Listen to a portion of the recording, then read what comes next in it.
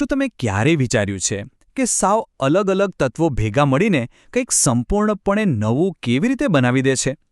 આજના આપણા આ વિશ્લેષણમાં આપણે બરાબર આ જ વિષય પર વાત કરવાના છીએ. આપણે રસાયણ વિજ્ઞાનના એ મૂળભૂત સિદ્ધાંતોની ઊંડાણપૂર્વક ચર્ચા કરીશું જે આપણી આસપાસના આખા ભૌતિક વિશ્વને આકાર આપે છે. ખરેખર આ કોઈ સામાન્ય માહિતી નથી, પણ સૃષ્ટિના સર્જનને સમજવાની એક ચાવી છે. તો ચાલો શરૂ કરીએ.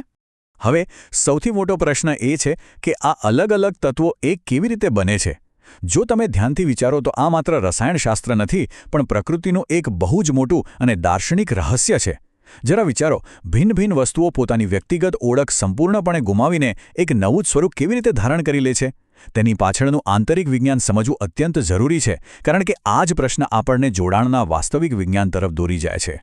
અહીં આપણે બે ખૂબ જ મહત્વપૂર્ણ ખ્યાલો વચ્ચેનો તફાવત સમજવાનો છે. તેને એક સિક્કાની બે બાજુ સમજજો.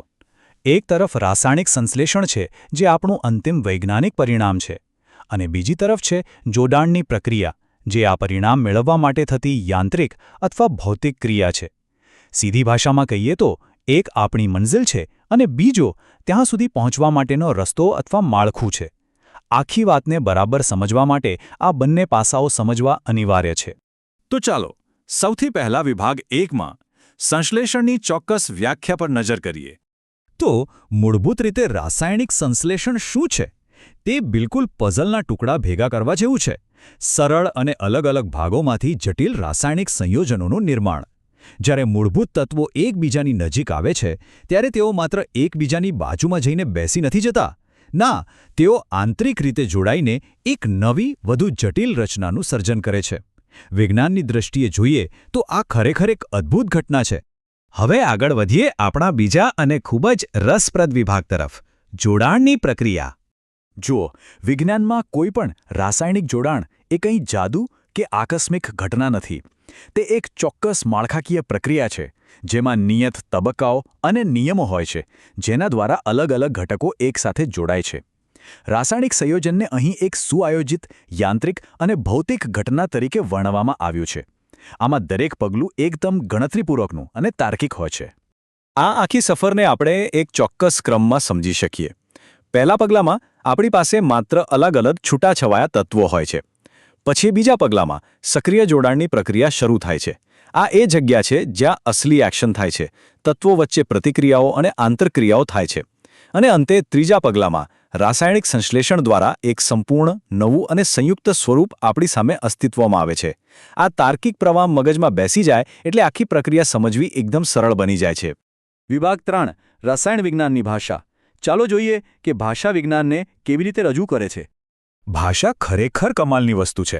જ્યારે આપણે આ અંગ્રેજી શબ્દોને ગુજરાતી સાથે મેપ કરીએ છીએ, ત્યારે અર્થ વધુ સ્પષ્ટ અને ઊંડો બને છે. અંગ્રેજી શબ્દ કોમ્બિનેશન માટે આપણી પાસે અત્યંત સચોટ ગુજરાતી શબ્દ છે સંયોગીકરણ, અને પ્રોસેસ અથવા રિએક્શન માટે આપણે પ્રક્રિયા શબ્દ વાપરીએ છીએ.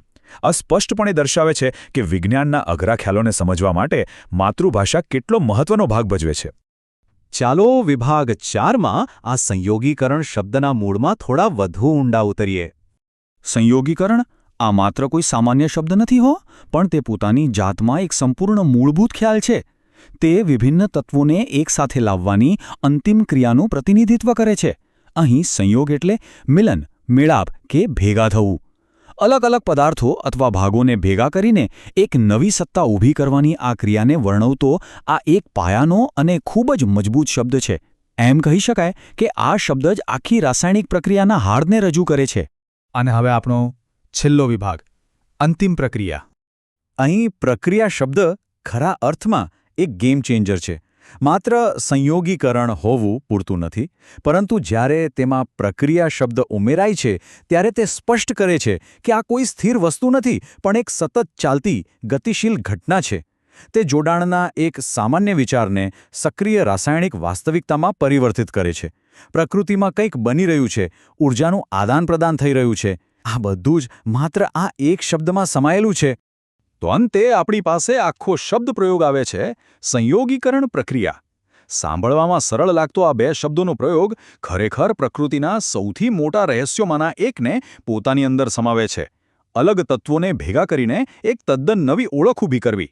જરા વિચારો, આખરે એવું તે કયું અદૃશ્ય આંતરિક બળ છે જે જોડાણની આ જટિલ પદ્ધતિઓને ચલાવે છે? અને જો આ જોડાણની શક્તિ જ ન હોત તો આપણું આ બ્રહ્માંડ આજે કેવું હોત? આ પ્રશ્ન સાથે હું તમને અહીં જ વિચારતા મૂકીશ. આજના વિશ્લેષણમાં જોડાવા બદલ આભાર.